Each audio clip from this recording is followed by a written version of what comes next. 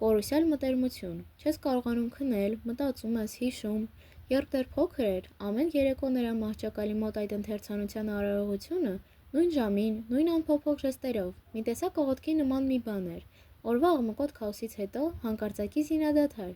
գալիս է հանդիպման ժամը, զերծառօրյա հոգսերից, ու մի պահ լռություն, նախքան առաջին բառը, հետո մեր ձայնը, վերջապես մեր իսկական ձայնը, պատմությունների լիտուրգիան։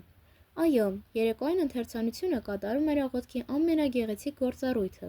ամենաանկեղծ, ամենաքիչ վերացական, միմիայն մարդկային,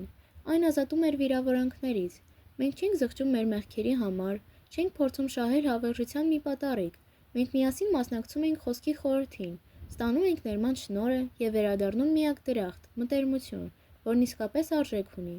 Անգիտակցաբար մենք հայտնագործում ենք հեքիաթը և ընդհանրապես արվեստի կարևորագույն առաքելություններից մեկը՝ պարտադրել հրադադար մարդկային կռիվներին։ Սերն այնտեղ նոր շունչ էր ստանում, և այդ ամենը մեզ տրված էր հենց այնպես, պարզապես որպես պարգև։